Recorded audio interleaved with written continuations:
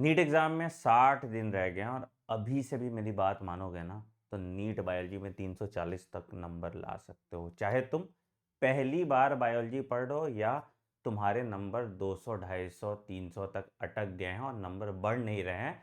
Step by step मैं एक checklist तुम्हें बताता हूँ कैसे कंप्लीट करना है और इसकी मदद से बहुत कम टाइम में तुम नीट बायोलॉजी में 340 प्लस मार्क्स ला पाओगे। मैं 360 का दावा इसलिए नहीं कर रहा हूँ कि 360 नंबर बायोलॉजी में आपकी किस्मत से आते हैं और 340 प्लस मार्क्स आपकी मेहनत से आते हैं। तो सबसे पहला एक काम ज़रूर कर लो, that is join this Telegram channel, that is t.me/anandmani001 और इस वीडियो को पूरा एंड तक देखो। मैं तुम्हें समझाता हूँ क्यों दिक्कत आती है आपकी नीट बायोलॉजी में और क्यों आपके नंबर इंक्रीज नहीं हो करते हैं और क्या गलती करते हो आप इस एग्जाम में। सबसे पहला स्टेप जो आपको फॉलो करना है, जो बहुत बच्चे ऑलरेडी पढ़ भी रहे होंगे बट मेरे हिसाब से आपको फॉलो करना है, that is you have to learn how to read NCERT. You have to learn how to read NCERT. कैसे पढ़ते हैं एनसीईआरटी पहले ये समझते हैं, ठीक है। हाउ टू रीड एनसीईआरटी, ठीक है। अब होता क्या है ना, हमारे अंदर एक आदत हो गई है कि हमने सुना है कि एनसीईआरटी की हर लाइन इंपॉर्टेंट है, तो हमें सब कुछ पढ़ लेना है। और क्या करते हैं हम एनसीईआरटी की किताब को अपने लाल पीला बैगनी कलर का पूरा रंग देते हैं, जिससे हम बार में रिवाइज नहीं कर पाते और हमें पता ही नहीं चलता। तो होता क्या है, एनसीईआरटी आपको पढ़नी कैसे चाहिए।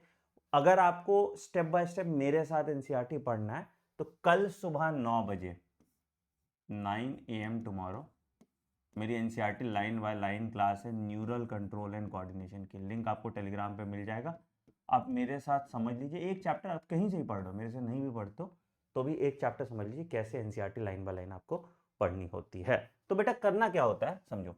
सबसे पहला चीज, आप जब एनसीईआरटी पहली बार पढ़ लें, लेट्स से बहुत बच्चे होंगे जो ऑलरेडी पढ़ा होगा उन्होंने, बहुत बच्चे होंगे जिन्होंने ऑलरेडी नहीं पढ़ा होगा। तो अगर आप पहली बार पढ़ लो, ठीक है, तो आप क्या करो, आप अंडरलाइन कर करके पढ़ो पूरा, कोई दिक्कत नहीं। पेंसिल से अंडरलाइन कर लो या किसी चीज से अंडरलाइन कर लो ताकि उसकी मार्क बहुत ज्यादा नहीं रहे, ठीक है। तो आपको लाइन बाय लाइन एनसीईआरटी पढ़नी चाहिए, ठीक है। अब ऑब्वियसली जब आप लाइन बाय लाइन एनसीईआरटी पढ़ रहे होंगे तो कुछ चीजें ऐसी होंगी जो आपको आसानी से समझ में आ जा रही होंगी, है ना। कुछ ऐसे फैक्ट्स होंगे या एग्जाम्पल्स होंगे जो आपको याद करना है और कुछ ऐसा लाइन होगा जो आपको अच्छे से नहीं समझ में आ रहा होगा। तो हम इसको कैटेगराइज करेंगे। क्या, पहला तो जो थ्योरी है, ठीक है, तो थ्योरी को तो हम थ्योरी जैसा ही पढ़ लेंगे, मुझे कोई दिक्कत नहीं है। अगर मान लो कोई चीज एक्सप्लेन्ड है तो हम उसको फ्लो चार्ट या टेबल में बना लेंगे उसी के साइड में, ताकि मुझे रिटेन करने में आसानी हो। अगर मान लो कोई चीज हिडन है, मतलब कोई कंट्रोवर्शियल एनसीईआरटी लाइन है या लाइन का मतलब नहीं समझ में आया, तो हम उसको हाईलाइट कर लेंगे, डीप एनसीईआरटी लाइन। और कोई चीज मैं बार बार भूल रहा हूं उसको भी मैं रिपीट मोड पे उसको हाईलाइट कर लूंगा, ठीक है। तो जब आप पहली बार एनसीईआरटी पढ़ेंगे लाइन बाय लाइन तो आपको सब इंपॉर्टेंट लगेगा, एवरीथिंग इज इंपॉर्टेंट, है ना, एवरीथिंग इज इंपॉर्टेंट लगेगा आपको, ठीक है। अच्छा, अब मान लो कि मैंने इसको अच्छे से पढ़ लिया, एवरीथिंग इज इंपॉर्टेंट कर लिया, ठीक है, बहुत अच्छी बात है। मैंने 50% रिटेन किया होगा लेक्चर से, है ना। ये जब आप एनसीईआरटी लाइन बाय लाइन पढ़ते हैं, इससे बेटर है कि आप यहाँ पे वन शॉट लेक्चर देख लीजिए ताकि तुम्हारी लाइफ थोड़ी आसान हो जाए, ठीक है। अच्छा, वन शॉट लेक्चर किसी का भी देख सकते हो जो भी एनसीईआरटी लाइन बाय लाइन पढ़ा रहा है। मेरी एनसीईआरटी लाइन बाय लाइन की पूरी प्लेलिस्ट है जहाँ पे 26 चैप्टर ऑलरेडी करा दिए हैं। आपके 5 चैप्टर बचे हैं, 2 चैप्टर कल हो जाएगा, उसके बाद बाकी बाय 5th ऑफ मार्च ये पूरी प्लेलिस्ट खत्म हो जाएगी। तो अगर आपको जो भी चैप्टर पढ़ना है, जिस सीक्वेंस में पढ़ना है, आप यहाँ से पढ़ सकते हैं। तो वन शॉट लेक्चर से आप पहला NCERT line by line first reading आप मेरे साथ कर सकते हैं। That will be your step 1। अगर आपने नहीं पढ़ा, अगर आपने ऑलरेडी पढ़ा है तो बहुत अच्छी बात है, ठीक है। उसके बाद स्टेप 2 वुड बी कि आप क्या करेंगे, एक बार और एनसीईआरटी खुद से पढ़ेंगे। ये सेल्फ रीडिंग है, ठीक है। तो आपने जितना भी रिटेन कर लिया कि हाँ ठीक है, मुझे क्लास में जितनी चीज याद होगी उसको मैं अपनी एनसीईआरटी में इरेज कर लूंगा, और जितना रिटेन नहीं किया, डिड नॉट रिटेन, उसको सिर्फ हाईलाइट कर लूंगा कि इतना कुछ मुझे याद नहीं था उसको मैं हाईलाइट कर लूँगा, तो वो मेरे रिवीजन नोट में आ जाएगा, ठीक है। या तो हाईलाइट कर लो उसको, और जो बच्चे ऐसा है कि जिन्होंने एनसीईआरटी ऑलरेडी रख दी है बहुत ज़्यादा, आपको थोड़ा ज़्यादा टाइम लगेगा, तो आप क्या कीजिए, इसको आप उसको अपने मिस्टेक नोटबुक में लिख लीजिए अलग से बना के, ठीक। अब इसी में आपको अपनी क्रिएटिविटी यूज करनी है, जो याद नहीं हो रहा उसको फ्लो चार्ट, माइंड मैप, किसी तरीके से आप अलग से रिटेन करके रखिए, ताकि आपका रिवीजन टाइम कम हो जाए, ठीक है। That is your step 1, how you have to read NCERT, ठीक है। ये सेकंड रीडिंग जब आप करेंगे तो आप ऐसा करोगे, ठीक है। अब आपको फिर क्या करना है, अब आपको फिर लास्ट 15 साल के पीवाईक्यू उठाने हैं टॉपिक वाइज। अगर तुम्हारे पास किताब है बहुत अच्छी बात है, ठीक है, 30 साल भी कर सकते हो, कोई दिक्कत नहीं है, ठीक है। बट जहां पे सिर्फ रेलेवेंट क्वेश्चन है, क्या है कि बहुत सारा सिलेबस में आपको चला गया, तो वो रेलेवेंट क्वेश्चन हो, ठीक है। प्लस जहां पे करेक्टेड एनसीईआरटी का आंसर हो, जैसे पुरानी किताबों में आपका एम्पुलरी इस्थेमिक जंक्शन दिया था, है ना। अब आपको पता है कि फर्टिलाइजेशन एम्पुला पे होता है, ठीक है। तो पुराने आंसर की में एम्पुलरी इस्थेमिक जंक्शन दिया है, अब आंसर की में एम्पुला दिया है, तो वो सब करेक्शन के साथ, नहीं तो आपका कंफ्यूजन बढ़ जाएगा, ठीक है। तो इसका पीडीएफ अगर चाहिए हो तो पीडीएफ आपको मैं टेलीग्राम पे दे दूंगा, ठीक है। और अगर किताब आपके पास है तो नथिंग लाइक इट, किताब है तो बहुत अच्छी बात है, ठीक है। तो लास्ट 15 साल के पीवाईक्यू जो रेलेवेंट क्वेश्चन वाले हैं बेस्ड ऑन लेटेड एनटीए सिलेबस, आप इसको सॉल्व करना स्टार्ट कीजिए, ठीक है। पहला स्टेप 1 कि आप इसको सॉल्व करोगे, ठीक है। जब आप सॉल्व करोगे तो आपको रियलाइज होगा कि कुछ स्पेसिफिक टॉपिक है जहां से सवाल आए हैं। कौन सा सवाल आया वो मैटर नहीं करता, कहां से सवाल आया मैटर करता है। जैसे ह्यूमन रिप्रोडक्शन देखोगे तो तुमको दिखेगा पाथवे ऑफ स्पर्म पे सवाल आता है, या एक्सेसरी ग्लैंड पे सवाल आता है, ठीक है। तो तुम जहां पे भी सवाल आया हुआ है लास्ट 15 साल में, उसको हैशटैग चैप्टर वाइज, जैसे इस चैप्टर का हैशटैग उस वाले लाइन को जहां से सवाल आया पाथवे ऑफ स्पर्म या जहां से, उसको डाल दोगे फ्रीक्वेंटली आस्क्ड टॉपिक 1, ठीक है। फिर दूसरा डाल दोगे FYT 2। तो आपको पूरा टोटल बायोलॉजी जब देखोगे तो आपको 100 FYTs मिलेंगे। अगर तुम ये मेहनत नहीं करना चाहते हो तो 100 FYT कमेंट सेक्शन में मेंशन कर दीजिए। 1000 कमेंट होंगे तो मैं ये FYT सीरीज तुम्हारे लिए करा दूंगा यूट्यूब पे। हर चैप्टर से मुश्किल से 2 से 3 FYTs होते हैं, किसी से 5 होते हैं, किसी से 1 भी नहीं होता, ठीक है। तो ये FYTs क्या होगा, पीवाईक्यू के बेसिस पे कहां से सवाल आए हैं और कैसे सवाल आ सकते हैं, ये फ्रीक्वेंटली आस्क्ड टॉपिक आपको बताता है, which is very important and it is able to predict 85 to 90% question. हर बार 85 to 90% क्वेश्चन इसी FYT से आता है। कुछ नए क्वेश्चन नहीं बनते, मतलब क्वेश्चन तो नहीं बनते हैं बट टॉपिक यही होता है जहां से सवाल आता है। तो this helps you in scoring 300 plus marks. तो ऐसे ही आपका बन जाता है, ठीक है। ये आपको स्टेप 2 में करना था, दैट वाज आपका क्या, पीवाईक्यूज के थ्रू रिवीजन कैसे करना है, ठीक है। अब जब आपने एफवाईटीज मार्क कर लिया, पीवाईक्यूज कर लिया, तो आपको अब तीसरा स्टेप करना है, दैट इज आप कहीं से चैप्टर वाइज मॉक टेस्ट दो, अच्छा चैप्टर वाइज मॉक टेस्ट, ठीक है।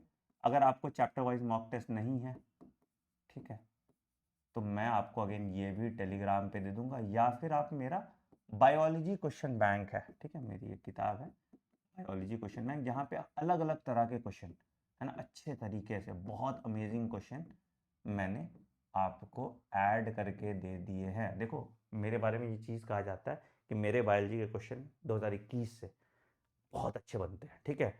जितना भी एनटीए चाहे ट्विस्ट कर देगा, अगर तुमने ये क्वेश्चन बैंक सॉल्व किया ना, तो तुम्हारा टाइम, स्पीड, एक्यूरेसी तीनों अच्छा हो जाता है, ठीक है। तो ये question bank by doctor Anand Amazon पे सर्च करोगे मिल जाएगा। नहीं तो तुमको अगर चैप्टर वाइज से मॉक टेस्ट चाहिए तो इसका भी पीडीएफ मैं टेलीग्राम पे दे दूंगा। मैं पीडीएफ इसलिए प्रेफर नहीं करता क्योंकि तुम्हारा स्क्रीन टाइम बढ़ जाता है, ठीक है। तो ये काम आप चैप्टर वाइज मॉक टेस्ट की मदद से कीजिए। Obviously chapter wise mock test जब आप करोगे तो आपको पता चलेगा कि सर्टेन टॉपिक है या सर्टेन कॉन्सेप्ट है जो आपको गलत पता है, जो आपको समझ नहीं आया, ठीक है। आप इन सर्टेन टॉपिक और कॉन्सेप्ट को भी मिस्टेक नोटबुक में लिख लोगे, ठीक है, क्योंकि हर बच्चे की ये दिक्कत अलग होगी।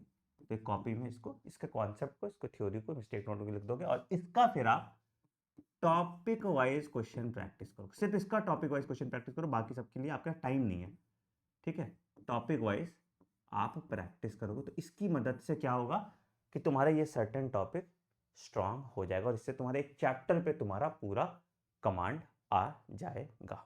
ठीक है, ये काम आपको करना है chapter by chapter, chapter by chapter, chapter by chapter. ठीक है, अच्छा अब क्या होगा कि सर्टेन चैप्टर्स में कुछ कुछ चीज आपको एनसीईआरटी लाइन से थोड़ी कॉम्प्लिकेटेड मिलती है, जो आपको समझ में नहीं आया था। याद है मैंने आपको बोला जहां से सवाल बन सकता है। ठीक है, जनरली ज्यादातर बच्चे इसमें खुद से नहीं खोज पाते कौन सा हिडन एनसीईआरटी लाइन है या कौन सा लाइन कंट्रोवर्शियल है। तो मेरे लेक्चर में तुम जाओगे, जो पूरा NCERT line by line series देखोगे, तो उसमें मैंने पूरा ये कंट्रोवर्शियल लाइन या हिडन एनसीईआरटी लाइन या एनसीईआरटी में बियॉन्ड एनसीईआरटी कुछ कुछ चीज़ आपको पढ़ना पड़ता है, थोड़ा बहुत है ना, ये लास्ट पेज में। ठीक है, तो ये आपको करना पड़ेगा। ठीक है, अब तुमसे ये नहीं हो पाएगा, ये मुझे पता है, तो इसकी भी मैं एक पूरी प्लेलिस्ट बना दूंगा, ज़्यादा लंबा होता नहीं है। ठीक है, एक चैप्टर में मुश्किल से मुश्किल 30 मिनट का होगा।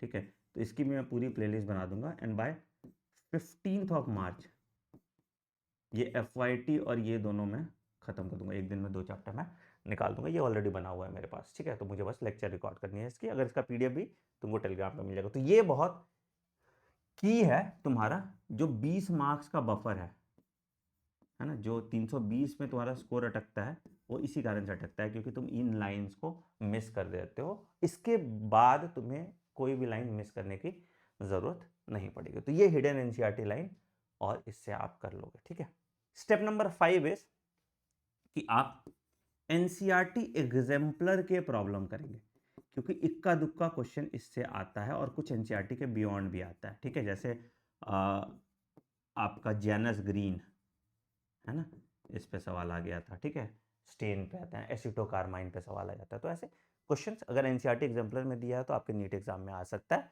तो ये एनसीईआरटी एग्जाम्पलर के क्वेश्चन बहुत कम क्वेश्चन है, 11th और 12th के आप कर लेंगे। ठीक है, छठा डायग्राम बेस्ड क्वेश्चन आप कर लेंगे। आपको कहीं PDF मिल जाएगा लेबल्ड डायग्राम का।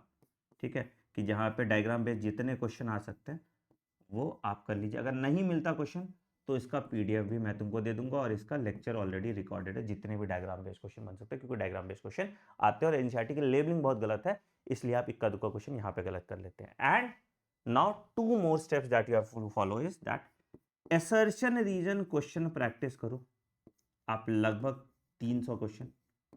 ठीक है, इससे आपको क्लैरिटी मिलेगी कि असर्शन रीजन क्वेश्चन आपको कैसे सॉल्व करना है। ये भी मैंने पूरी ऑलरेडी लास्ट ईयर कराई थी, अब फिर से कराने का कोई पॉइंट नहीं है, क्योंकि लास्ट ईयर जैसा क्वेश्चन आया था वैसा इस साल क्वेश्चन आएगा, सिलेबस भी सेम है। तो असर्शन रीजन के क्लास 11th और 12th के 300 क्वेश्चन, इसका भी मैं नोट्स और PDF आपको दे दूंगा। ठीक है, पहले खुद से ट्राई करो और जो क्वेश्चन नहीं बन रहा लेक्चर नोट्स के थ्रू कंप्लीट कर लो। ठीक है, और सबसे इंपॉर्टेंट जो है that is your statement based question. ठीक है, तो ये भी आप कीजिए, लगभग इसके भी 300 क्वेश्चन स्टेटमेंट बेस्ड, अच्छे स्टेटमेंट बेस्ड क्वेश्चन। ठीक है, ये भी मैंने ऑलरेडी आपके लिए करा के रख दिया है, इसी चैनल पे तुमको मिल जाएगा, तो इसकी भी लिंक मैं शेयर कर दूंगा।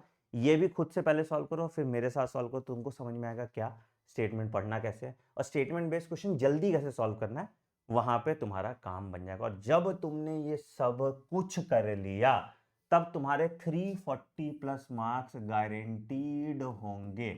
और इसको करने में तुम्हें बहुत ज़्यादा टाइम भी नहीं लग रहा, क्योंकि एक सेट प्लेलिस्ट पे तुम काम कर रहे हो and you will be able to attain this 340+ marks in less than 200 hours, अगर तुम 0 लेवल से भी स्टार्ट करना चाहते हो।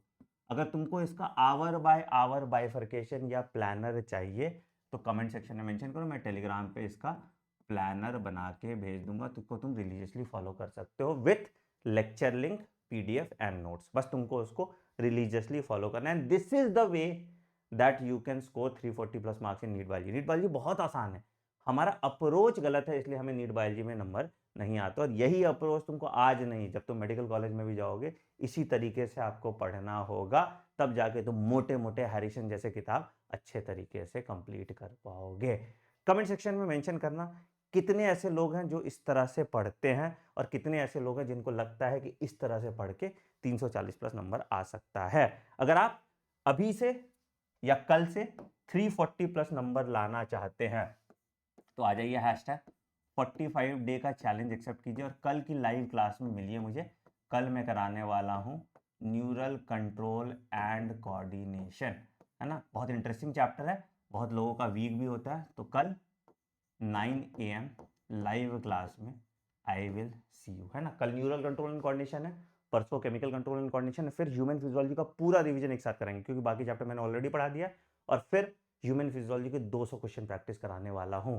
बाकी जो मैंने बताया वो ऑलरेडी आपके साथ किया हुआ है, फिर हम FYTs कर लेंगे और हम फिर आपका बियॉन्ड एनसीईआरटी और एनसीईआरटी हिडन लाइन कर लेंगे and you are good to go. NCERT exemplar, diagram, assertion, statement base, ये हमने ऑलरेडी किया है, इसको हम रीपब्लिश कर देंगे इसी चैनल पे। तो बायोलॉजी का one stop solution is doctor Anand money YouTube channel. सिर्फ इसके साथ आप क्वेश्चन बैंक खरीद लीजिए एंड जैसे मैं बता रहा हूं वैसे पढ़िए। नीट बायोलॉजी में अगले 45 दिन में आप 340+ नंबर ला देंगे, चाहे आपकी कैसी भी रिटेंशन है। मेरी बात मानोगे, नीट एग्जाम क्रैक कर लोगे। Thank you.